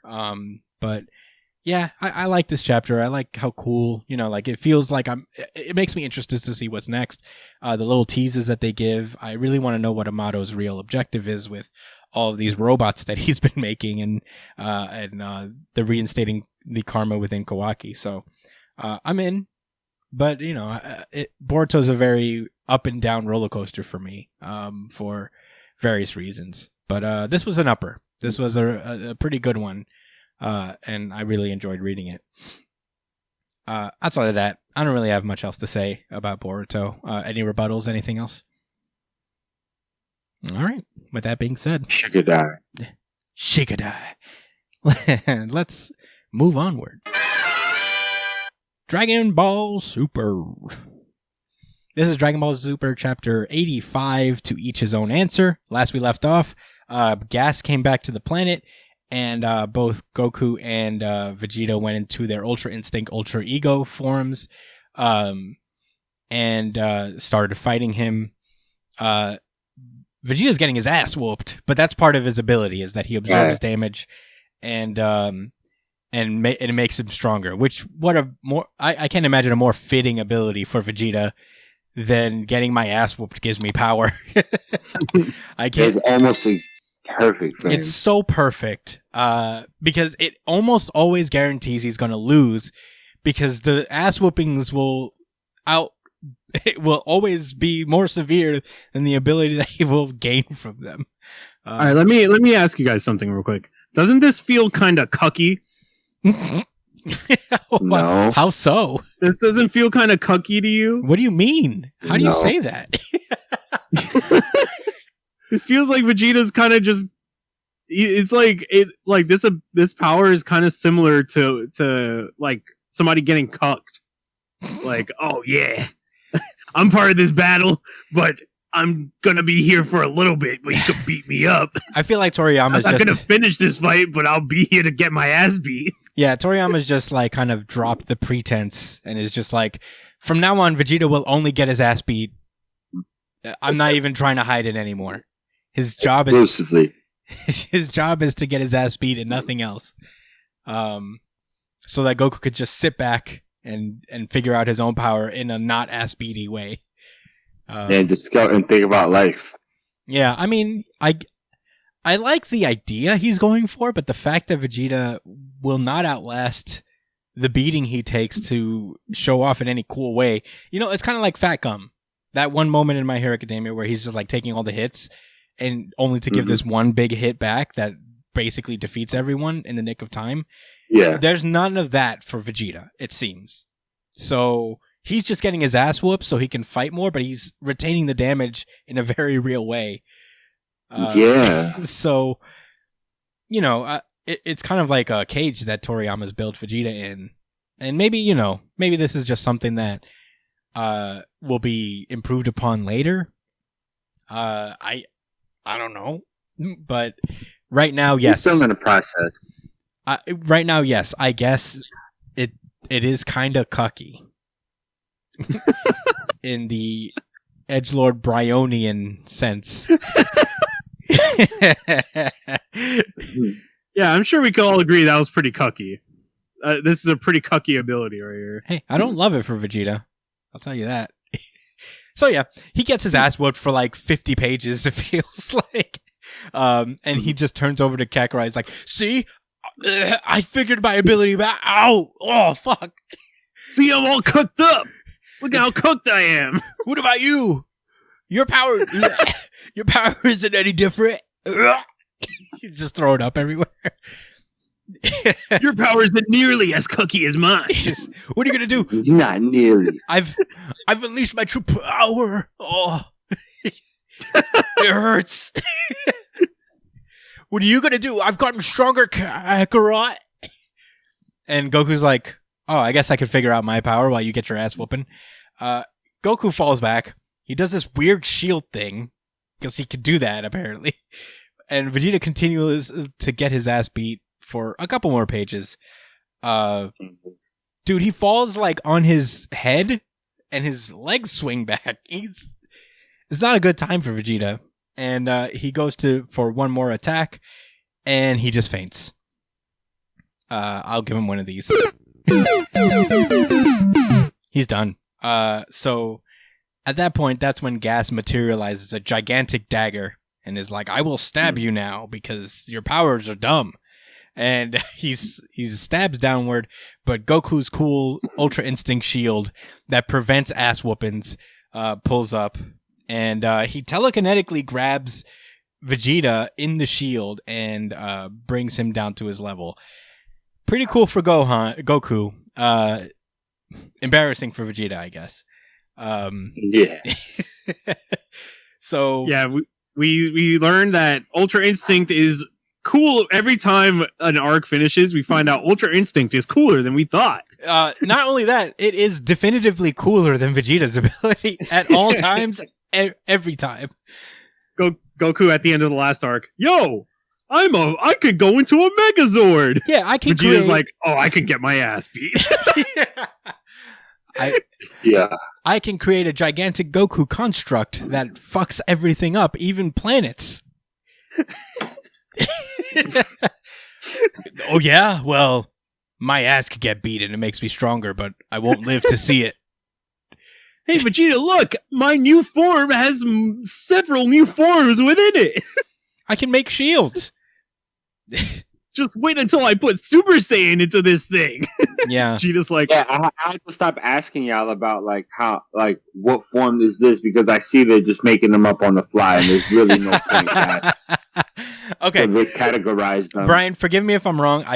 Is this like shield thing supposed to be like an extension of his weird Goku construct that he did in the last arc?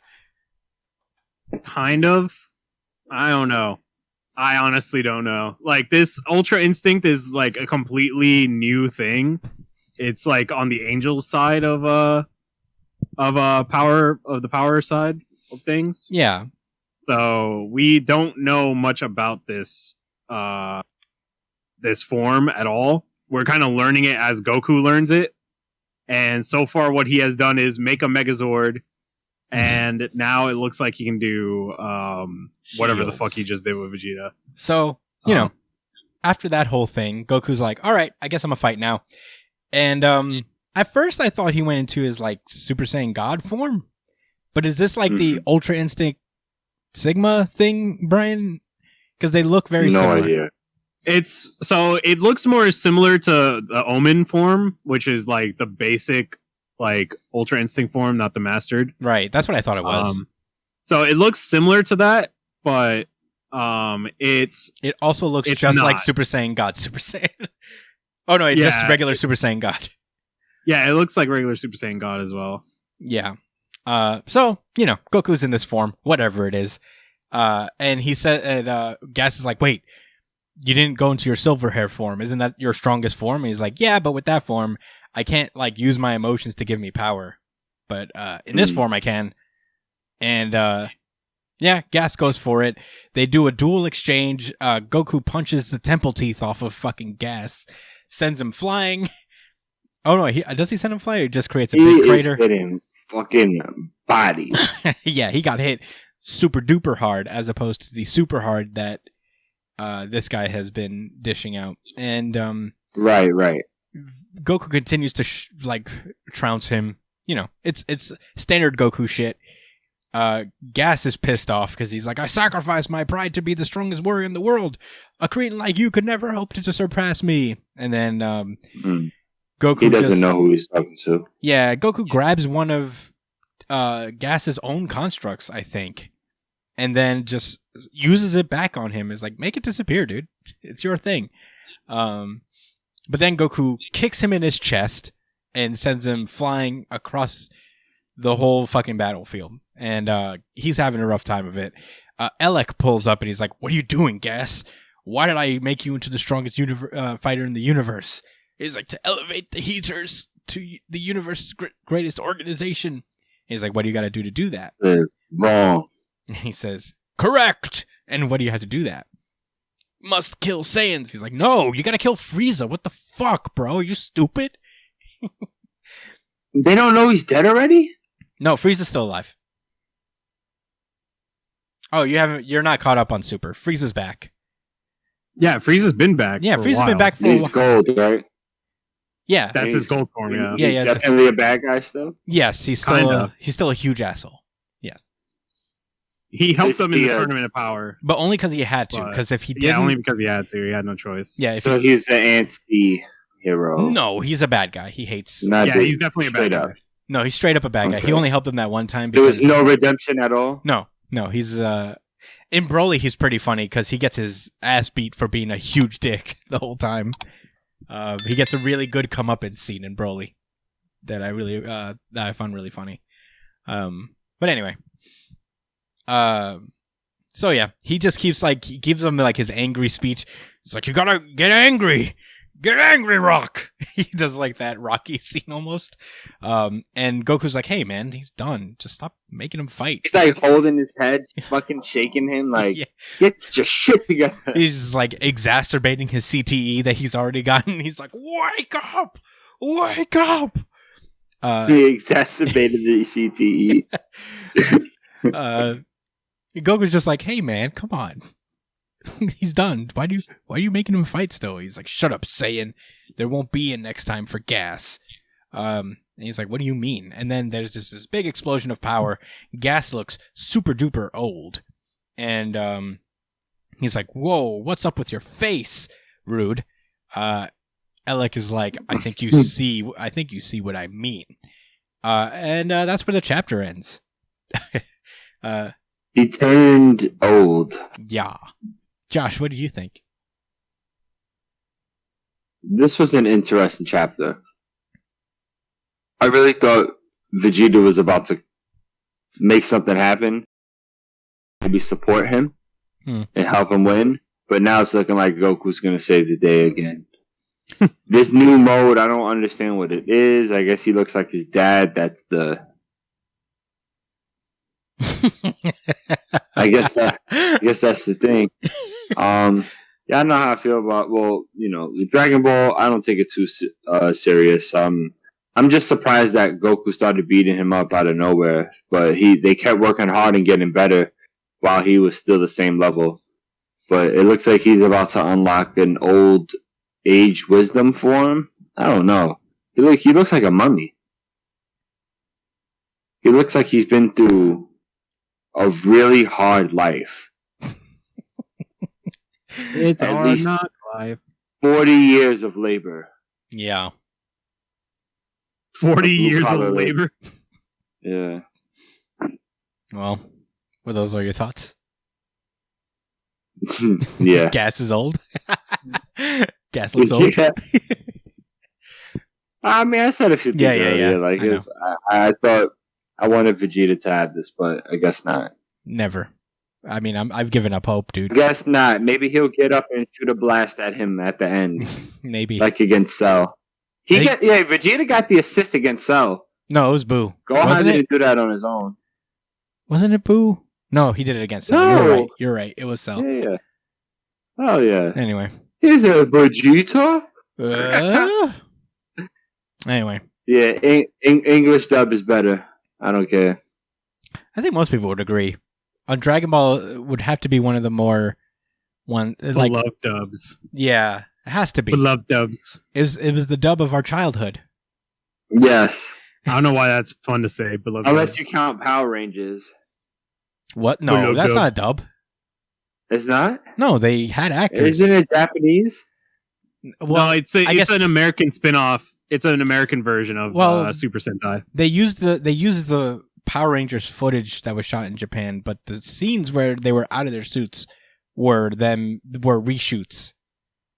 They Wow. created original. Oh shit! Really? Yeah, they created original material in between these original Sentai action. footage. Oh, you know what? That makes sense now. Now I remember. Oh. It all makes sense.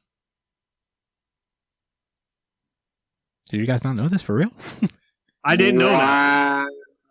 I actually didn't know that. Yeah. That's nuts. I didn't think about that. I'm like, My mind is blown. Whoa. That was a bigger bomb than all them firecrackers that went off. Yeah. Anyway, with those your thoughts, Josh? Do you want to? Josh? Yep, those are my thoughts. No, I'm here. All right. Brian, I'm still stunned. Brian, what did you think? I think that this chapter was interesting. It was definitely something. I'm starting to get sick of Ultra Instinct a little bit. Not gonna lie. A little bit? A little bit? Yeah, I am starting to get sick of this fucking power. Just because it's proving to be a little too fucking versatile for its own good. Yes, many applications. It's getting a little too good. So I was kind of hoping that they were leaning towards Vegeta being able to have like a competitive power to it, but no, it's not competitive at all. This ability is 20 times better than Vegeta's, and they still haven't combined Super Saiyan into it as well. So the surface for this ability is still very fucking low. Like the sky is the limit. Vegeta is officially out of the series, I think. There's nothing Vegeta can do to catch up to Goku for the rest of the series. What? He's just supposed to get his ass beat? That's it? That's their idea? That's their plan? Maybe he'll get a buff where he heals. The damage he deals out heals himself, but he still retains all of the strength from the damage he gets. I don't know. That has to be the only way they make this power cool. Because this was embarrassing. And it feels embarrassing. It was kind of rough. It feels like every time we're like, Vegeta may have this one. Toriyama hears this, and he's like, you know what? I'm just going to put a stop to it. Guys, he's never going to get a moment where he's cool. He's never going to get it. Yo, you still ain't learned? Bet. All right. I guess I have to say it. I have to really spell it out. Vegeta only exists to get his ass whooped, to buy time for Goku, to figure something out. This is his reminder to us. You're feeling hope?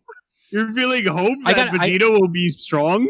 I mean, in all honesty, I thank him for that. I mean, it's responsible because I don't want to go arc to arc being like, it's maybe the time Vegeta actually gets to do something. And not get his ass beat. But now we got further clarification. No, he will get his ass beat. Most guaranteed. Yeah. Were those all your thoughts, Brian? Do you have any final rebuttals? Yeah, that's all my thoughts. Yeah, I mean, aside from, I guess, all the fun we're having with Vegeta's dumbass power, I'm having a good time with... I guess I like these chapters fine. I don't love the retconning of Bardock to making him kind of like a solid dude, because he wasn't. But, yeah, I don't know. I wasn't... the retconning... What was his problem? I mean, he was a fucking genocidal guy. He was like taking part in destroying planets and shit. Yeah, but no, that was the Saiyan way. That wasn't his way. I mean, even in the original Bardock, he was born into that culture. Yeah, that was his culture. Yeah, I mean, I'm fine with it. I liked the original Bardock's story. It's just like they changed it. It's like he wasn't such a bad guy after all. And I think it's more interesting that if he wasn't, because that would make Goku's like change all the more meaningful. The whole point of Goku is that he was like kind of a break in that cycle for this alien race, I guess. But now it turns out there were a lot of people like Goku probably in the Saiyan race where they were just like solid folks, which I guess like, I don't know. It is weird. Anyway, this chapter in particular was like weird. I'm not going to, we've already said enough. Ultra Instinct is weird. I like the idea of Ultra Instincts. Like the idea of making Goku this cool Zen warrior type of guy. I think that's really fitting for him, in a lot of ways. But yeah, there is a lot of looseness, and Vegeta really gets the shaft on his abilities. So I'm not crazy about it. I don't know. We'll have to see how this story develops. But yeah, it was an okay chapter. Outside of finding the funny in it, where just the cuckiness of it all, as Brian would say, is very funny and entertaining. The cuckiness of it all. But yeah, I don't really have much else to say about Dragon Ball Super. This was like, I mean, we were shitting on the instinct, but I thought Goku washing him up was pretty nice. Yeah, it's cool. It's always cool to see Goku washing someone. And the cool telekinesis thing, like the cool like force shield movement was cool. But That's all it is. It's like on the surface, cool. I'm not getting really what I want out of Ultra Instinct in terms of like, I guess like the idea of Ultra Ego and Ultra Instinct being like dueling philosophies in like fighting style form. That's what I was like looking for more, but I don't know. It doesn't feel like there's a real balance between the two, and that's what like kind of takes away from it. But that's all I gotta say. We gotta move on if you guys are ready. Yes, sir. Yeah, I'm ready. Let's go. World Trigger. This is World Trigger chapter 223. The away mission test part 21. I can't believe it's been 21 chapters this whole time. Feels like shorter. Since it's come back? No, since like the away mission test started. It's been longer than that since it's come back. It came back in 2018. Yeah, you're right. Wow. Yeah, you're right. Yeah. Yeah, right when we started. Okay, so a lot of this chapter is dialogue. So I'll give like a little bit of a Cliff Notes version. Basically, Oki from Ikoma Squad. I remember that now because I'm almost done with my reread of World Trigger. I remember where everybody goes and everybody's squad. Nice. And Oki, now that I think about it, it makes sense that Oki would know this because Oki is on Mizukami's squad. So that's pretty cool. So yeah, he basically reveals that he thinks that Mizukami is doing the battle sims all by himself. And Osamu's like, whoa, so that makes a lot of sense as to why he's doing so well with the exams and his ability to kind of like, I guess, dominate the fucking battle sims. Is there background noise coming from you guys? Because I think I'm getting it. Yeah, I can hear music. Okay, cool. Anyway, so he's going through all that, and he reveals that I think we knew this already, but like Mizukami was a shogi player, and he's kind of like attributing those skills to the battle sims. Although he says that like he can't really apply those skills necessarily to a rank war because they're very different, obviously. But it works perfectly for the battle sims. So, you know, and Osamu starts thinking to himself, like, wow, I wonder if anybody else, if other squads will pull off the same strategy. He's like, maybe, but, you know, we'll talk about it with Suwa tomorrow, and we'll see if we can figure it out. We then cut to Kakizaki's squad, where Kageura is hanging out with Betsuya, Taichi, the sniper for... Taichi. Yeah, Taichi, the sniper for Suzunari 1. I remember now. And Taichi is pretty bummed out because he feels like he's dragging everyone down, and he's remembering that he was picked very last at the end. You know, and at the end of the day that Kai put him down, basically, you know, saying that like he probably wouldn't be as effective in, I think, doing the battle sims or the assignments. I think the battle sims by himself. So, you know, he feels pretty bummed out by that. But Kageura is just like, look, I understand your feelings, but you know what? You shouldn't be so hard on yourself. Like Kai was bugging out when he said that too. You know, I understand how you would feel bad, but you know, don't be too down on yourself. Kageura is low-key very nice guy, even though he's a fucking savage on the battlefield. I mean, he keeps it a stack, man. I think because he's already sensitive to negative emotions, he understands very well how to deal with those and organize it because he can't just be mad all the time. Mm-hmm. That's something that's clear in his character. I think that's why he's so cool, because he's not just this super angry jerk that lashes out. He has nuance. Yeah. You know what I mean? Definitely. He's just kind of prickly. Yeah. For a good reason. So he's trying to express to him how to deal with these insecurities that he's feeling. Yeah. It's a really cool dynamic. I actually thought about that when I read this the second time. Yeah. No, yeah, Kageura rules. He sure does. Yeah. Anyway, so we cut over to the next day. It's day 3, and we actually meet the A rank number 8 squad. I don't think we've seen these guys. But they pull up and they log in to see how everybody's kind of evaluating the Mizukami situation that just kind of like broke out. And it turns out it's pretty mixed amongst the A rank squads. A lot of people are giving him plus marks because it's effective for the most part, but a lot of people are downvoting him because of how he handled an interaction with Teruya from Kakizaki Squad. Where they basically had a bit of an altercation where he was just like very condescending to her and like not really not really a nice guy for the most part. And for the most part, it's people with captain experience that are giving him upvotes because I guess they understand like it's harder than it looks to be a leader, so they understand that like while he was being a little crass, he was doing the most effective thing and it's working. They're at the very top. Konami is like pissed off. She gives him -2 points. And we actually see Tachikawa gave him -2 points. And the reason being, he says, is that like, look, I understand where he's coming from, and I think he's, he did this because in the event that like he gets found out, he always has Arafune as an insurance policy. That Arafune being someone with captain experience, being the captain of his own squad, if people turn against him because of his methods, Arafune they will be there to be his like security blanket for the most part. And one of the operators asks him, like, "Well, then why are you giving him -2?" And it's like, it's basically he's putting a lot of pressure on Arafune and Kon, so it's less that I'm taking away from him, more that I'm giving the points to Arafune and Kon. But yeah, overall, very mixed feelings. But that's the gist of the discourse for the most part. So now everybody starts to think is like, well, Mizukami is doing really well, and everybody's starting to catch on that maybe he has only one person doing the battle sims, and everyone else is doing special assignments. And everybody starts to wonder if if other squads will be able to do something similar.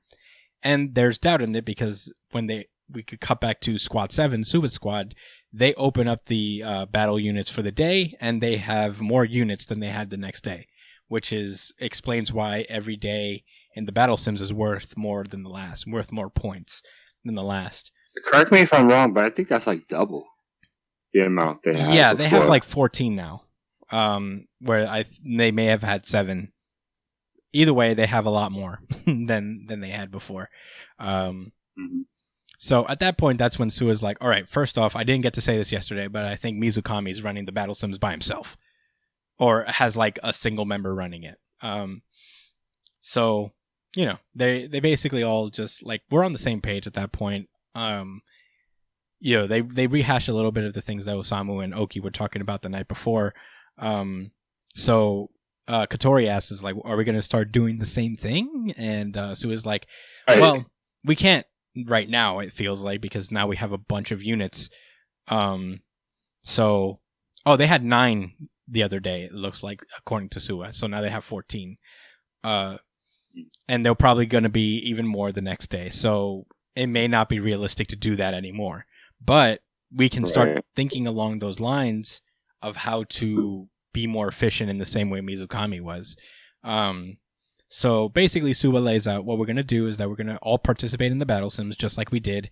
And in the meantime, we're going to, now that we know and are comfortable with how the game works, we can expend some brain power on figuring out different ways to cheese the game, basically, as he says it. To find these efficient strategies so that, it can make the game and the workload of the assignments easier.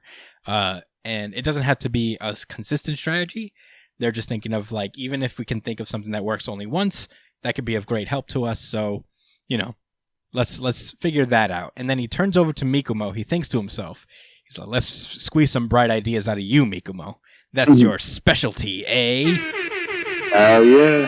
Hell yeah. That's the end of the chapter. There was no new chapter this month, which, oh, man, always a fucking bummer. Very sad. One of these. Very for that. sad.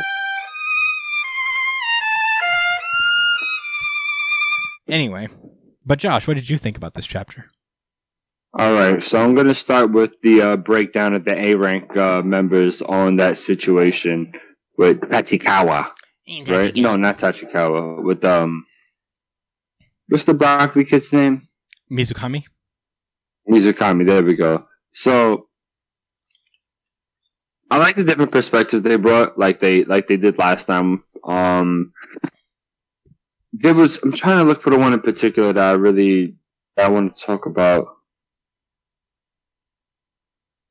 Okay, so it's the people who are saying like, okay, one person says Mizukami's lie doesn't violate any rules so far. Whenever management has asked him to share specific info with his squad, he's obeyed. Right? And then Miwa says that. Mizukami. Right. So he says that, and somebody else mentions that the fact that all right, someone said his strategy is paying off for now, so I have no reason to penalize him, though I wish he handled this better. Okay, so I'm not giving the specific responses to what these people are saying, but I think there's something to say about that mindset that I want to call out, where people look at how things are going in the moment and say, well, the numbers reflect this, so I can't say he's doing wrong. I mean, look how good this is. And I think that's really short-sighted, especially if they're trying to think about these people going out on a away mission or trying to figure out their long-term ability, their abilities for the long term and what type of people they are. So I think that's irresponsible of these A-rank agents to give points. I mean, I don't know if they're forced to give a plus or a minus, or if they could like skip and add a 0 or something like that.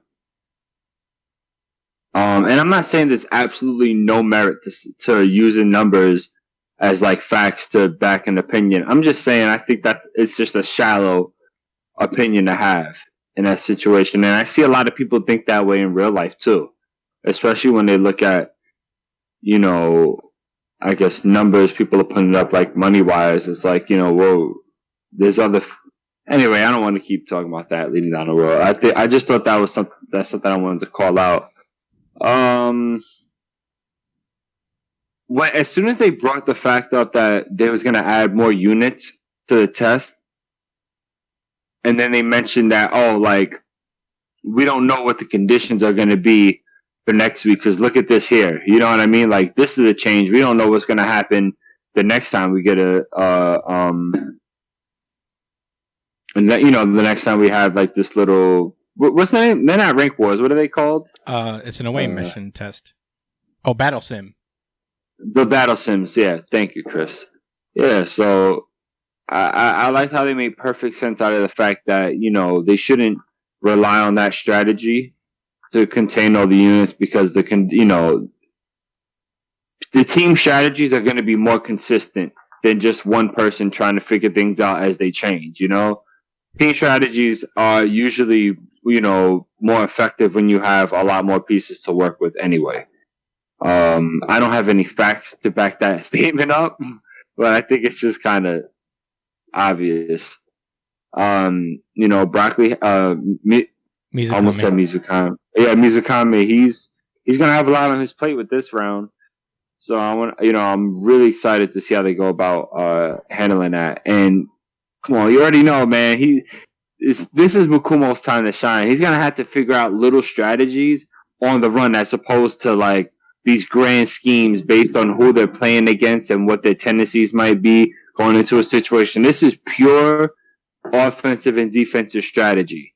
This is going to directly affect his decision making for himself and how, like, working with others. So this is the development we really want to see from Mikumo. So, I'm really sad that we didn't get a chapter this month, but man, these next few chapters for the next couple months, they're going to be something, man. Yeah. I know it. Those are all of my thoughts, though. Any specific rebuttals? I don't disagree with you about the mindset of his strategy is paying off now, but so I have no reason to penalize him. But yeah, I mean, I don't know. I guess like I can understand that mentality, because hey, it's working right now, but I think they're acknowledging that like it might not later, but as it stands, it's working. I mean, it's worked. And they even mentioned that, like, hey, I wish it was handled a little better, but his methods are working. It's just kind of, like, wobbly right now because it's built on, like, this, like, weird foundation. Yeah. But, yeah, some people are results-oriented and some people are a little more empathetic about it. I like how World Trigger really is really good at portraying very different mindsets at any given time through their characters. You know, it doesn't make anybody dramatically different, but they really like express. There's a lot of like a good spectrum of opinion throughout this series, because even though Tachikawa agrees with the method, it's more like he's like, well, I'm not going to give you the point though because you're still very much relying on other people. This only works because of the people you have under you. Right. So, you know, there's that. I mean, yeah. Which you could, I guess, argue he wouldn't have gone about it that way had he not had those people. Right. Right. I do want to say something else though too, where I do, I guess, I do agree with you, because they're, man, I actually lost my train of thought a little bit. You were talking about, okay, this is the point I wanted to make, right? I think the authors made an effort to kind of express that the overall point of this like simulated environment of a maybe the away mission or whatever is very ambiguous. You know, we had everybody speculate what the terms are for, and then the A rankers gave points based on what they believe is the correct, you know, criteria as well. But I think the A rank agents are figuring things out as well. So yeah, I mean, they're also being tested. It's not wrong for them, right? They don't really understand exactly what the criteria is, and yeah, part of the test is them being tested on seeing how they approach these situations. So I guess I don't blame somebody for giving a point for not wanting to rely on maybes and saying, listen, right now it's working out, so I'm gonna give it a point. And you're right, most of them say that they have some type of reservation about his Mizukami's tact. So yeah, you're right. They handle the author handles the representation of different perspectives very well. It's routine for him, honestly. Yeah. Brian, what did you think about this chapter? You're still on mute. I agree with everything Christian said for the most part, is that this series is really good at having different points of view, and kind of having other people shine in other ways depending on their character. Like everybody tackles this exercise differently in subtle ways, not in like drastically different ways either. It's just really interesting to see how people think and how he goes about writing their characters in that way. I really aspire, because I'm looking to write a book myself one day, and I really aspire to have this kind of like depth when it comes to writing characters. So I'm looking forward to see what more he does with it, give me more World Trigger. Also, I'm a big Sua fan, so give me more Sua, and you'll make me a happy boy. Yeah. I mean, obviously, we gush about World Trigger every fucking month. It's one of the greatest series ever. It's underappreciated in our generation, but I feel like it'll go down in history as one of the greats. This chapter is no exception. I mean, it's just it's just like such a smooth read, no matter what. Even if it's like wall-to-wall dialogue, I just can't get over it. It's so good.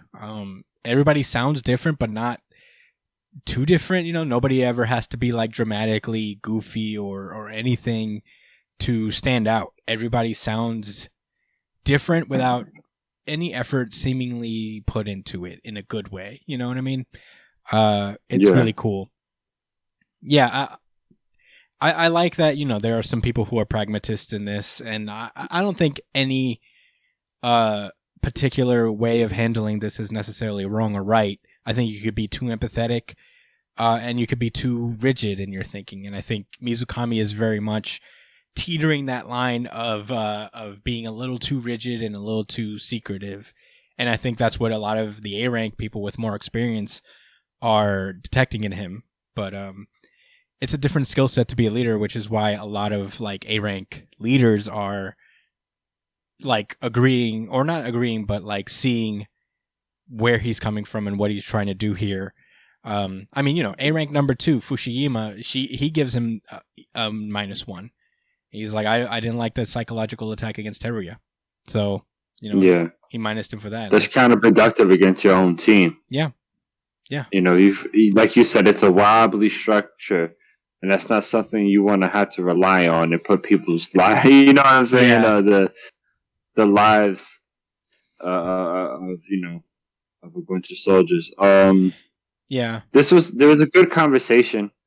Yeah, for sure. Between these two squad members here. I don't know their names, but it's on page 18. It actually starts on 17. Where one of the guys says, I don't know.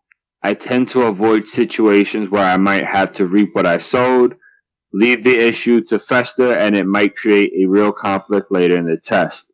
Right? And then he asks Narasaka, that's the other guy's name. Yeah. Whose side are you on?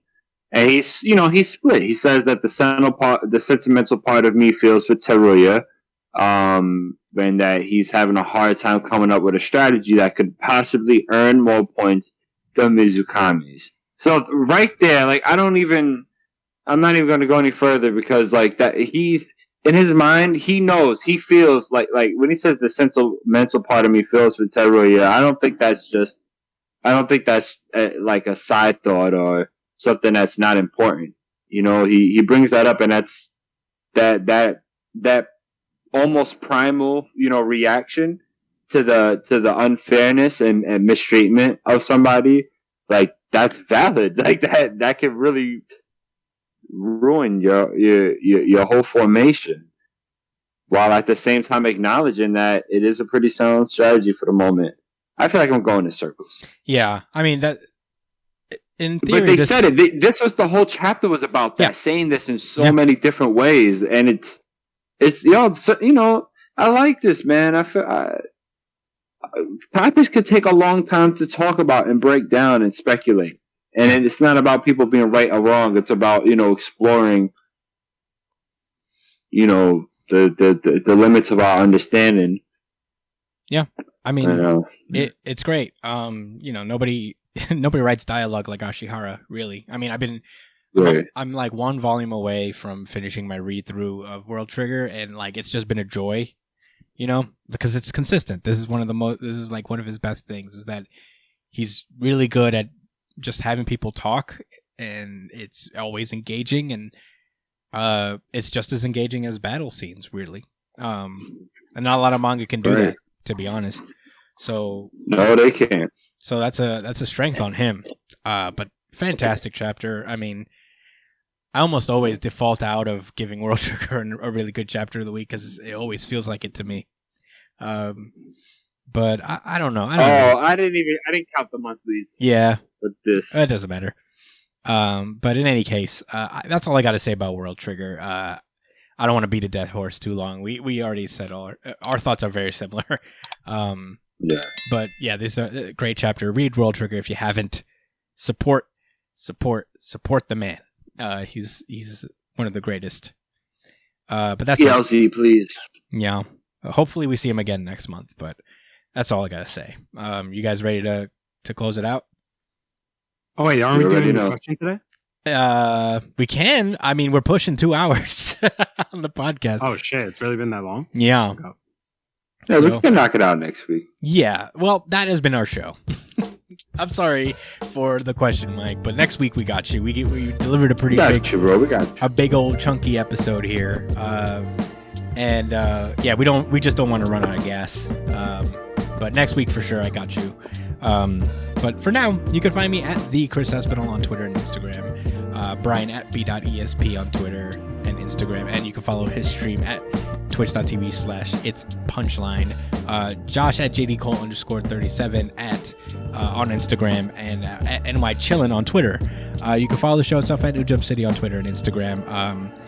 Well, I usually do a poll. I didn't for the last 2 weeks, but I usually do one. Follow us on that. My hero is going to be absent next week as well, so we might have a similar situation next week.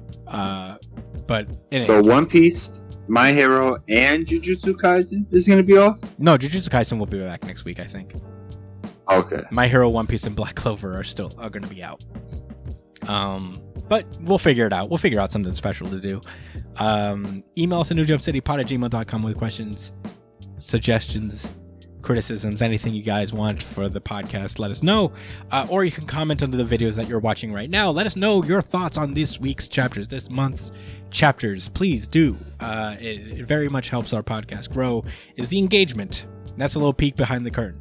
So engage with the podcast if you want to support, help us be more visible. And another way you could do that is to subscribe, to like the videos if you like them, to share the podcast to people who might be interested in listening.